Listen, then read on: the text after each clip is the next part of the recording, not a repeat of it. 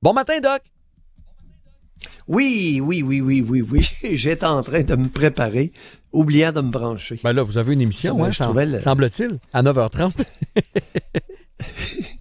Non, je préparais notre chronique. Ah oui, OK, en plus. Notre sujet, je suis en train de réfléchir, oui. Ben oui, parce que là, on a un dossier ce matin, puis on voit de plus en plus.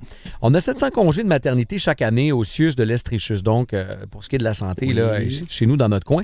Et on s'efforce de plus en plus à réaffecter les travailleuses pour les garder en emploi le plus longtemps possible dans plusieurs secteurs. Puis là, on voit ça dans la santé, puis on le voyait aussi, je vous dirais, en éducation. Lorsqu'on avait un avis de la CNESST, ben on retirait pas mal par défaut sans trop se casser la tête à dire est-ce qu'on peut réaffecter les travailleuses. Et là, ben il manque de monde. Fait qu'on s'est dit il faudrait commencer à les réaffecter quelque part. Comment vous voyez ça, un congé de maternité avec la pénurie de main-d'œuvre? Puis vous avez cogité ça un peu, là? Oui, ben là, j'étais en train j'étais en mode solution, Steve. Mais avant de solutionner, bien comprendre le tableau. Ça varie beaucoup. La grossesse varie beaucoup d'une femme à l'autre. C'est sûr. Et, question que je pose aux femmes ce matin, jusqu'à quel mois de grossesse vous avez été capable d'offrir une prestation raisonnable de service professionnel, de travail? Bon, il y a des femmes que les 2 derniers mois, là, oublie ça, ça va être du présentéisme si t'exiges qu'elles se présentent sur les lieux de travail. Par contre, t'en as d'autres qui peuvent, au 8e, puis voire même une partie du 9e mois, être opérationnels. Et il y en a qui veulent aussi travailler. Ben oui. Non, mais ça existe, là, des femmes enceintes. Tout ça existe. Oui. Les femmes enceintes, c'est pas un groupe homogène. Ben non. Hein? Ben non. Même la condition est très variante. Très variable, comme vous l'avez dit. Et ça a beau être naturel, la grossesse, je t'assure que ça se déroule pas toujours comme prévu. Non. Oh, il y a des complications, il y a de l'hypertension, il y a des varices vulvaires. Oh! Toutes sortes d'affaires. Attache ta tuque, ça, c'est pas toujours évident. Par contre, il y en a d'autres que c'est un charme. Mais d'où l'importance peut-être de faire du cas par cas. Exact. Hein? Exact. À partir de, le 8e, là, ou le 8e, et souvent le port de bas de support, de l'édème important aux jambes le soir, ça prend du repos, les jambes en l'air le jour, c'est très variable. Mais vous savez ce qu'on va avoir besoin beaucoup, Doc, parce que vous me parlez, vous évaluez les solutions. Là. Moi, j'en ai vu une partielle. Une grosse collaboration syndicale.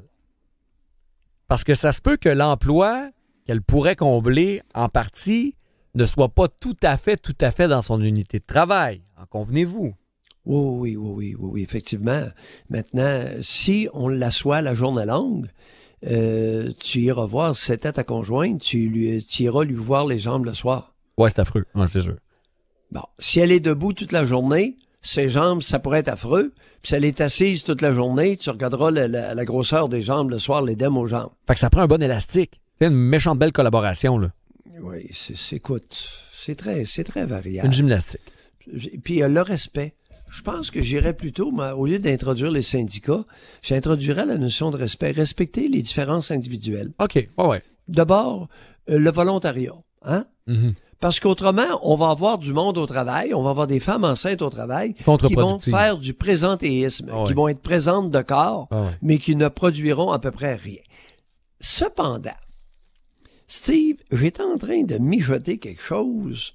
Si, au lieu de zigonner avec le retrait préventif puis les réaffectations, on tataouinait davantage sur l'attrait des travailleuses après leur accouchement. OK. Faciliter. Des horaires variables. Ah oui? Hein? Oui. Pas trop compliqué, ça, à organiser? Oui. Les nouilles, là, qui géraient le système. Les nouilles, j'ai bien dit. Les nouilles gestionnaires, horaires variables. Est-ce que ça vous dit quelque chose? Ensuite, garderie en milieu de travail. Garderie à l'hôpital, garderie au CLSC ou dans une grosse clinique médicale. Mais quelle hérésie ce matin? Puis vous, là, qui parlez souvent d'argent, là, il me semble qu'avant le congé de maternité, un petit soutien financier supplémentaire, ça pourrait peut-être en motiver quelques-unes. J'ai pensé à ça de même, là. Oui. Évidemment, là, tu viens à mon incitatif financier. Ben oui.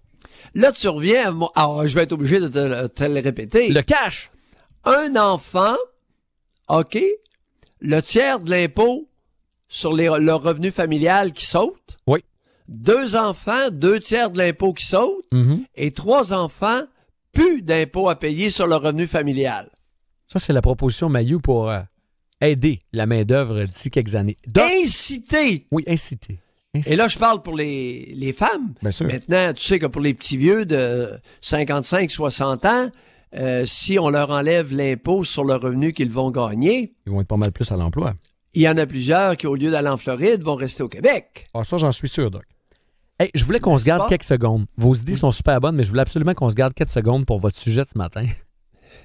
Les jeunes hommes de 18 à 29 ans, qui sont des étalons reconnus, aïe. affirment n'avoir eu aucune relation sexuelle l'an passé à la hauteur de 28 28 des jeunes hommes de 18 à 29 ans n'auraient pas eu de relation sexuelle dans la dernière année. Presque 3 fois plus qu'en 2008. À quoi vous l'attribuez? Oh, Steve, je ne sais pas. Je ne sais pas. Là, c'est une donnée qui est extrêmement troublante. Hey, c'est le tiers, Doc. C'est pas mal de monde. Tu sais, il y a des gens qui veulent pas de sexe. Le tiers des hommes n'ont pas copulé en 2018 aux États. Oui, mais à leur pic sexuel aussi, là, au sommet, 18-29 chez un homme. Là. Oui. Qu'est-ce qui se passe? Je sais pas pourquoi, mais moi, j'en viens à une autre conclusion. Ça fait beaucoup de mâles frustrés.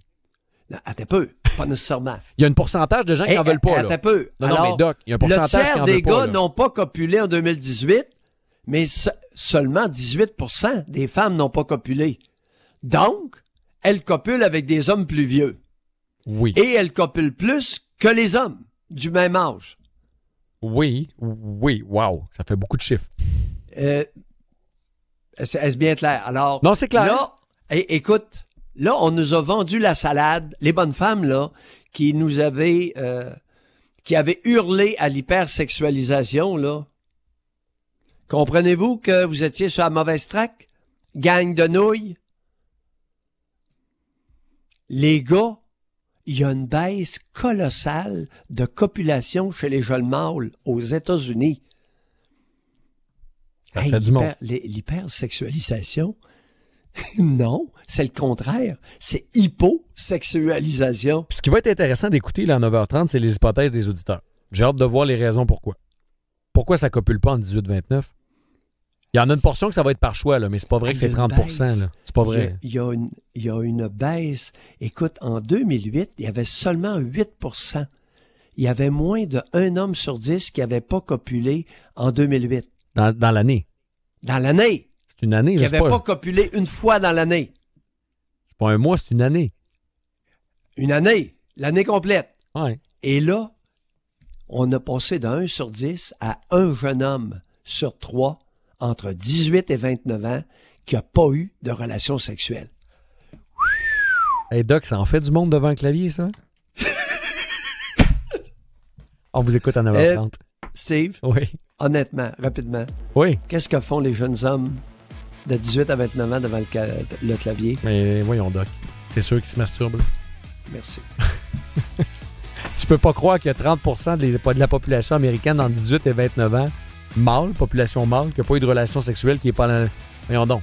Ils sont à l'en avant de leur clavier, c'est sûr. Doc. On vous écoute à 9h30, j'ai hâte d'entendre ça. Mais maintenant, pourquoi? Pourquoi? Préfère-t-il... Le clavier? Le clavier à une paire de seins. La réponse, ou peut-être partielle, autour de 9h30. Merci, Doc. À demain. Bye. À demain.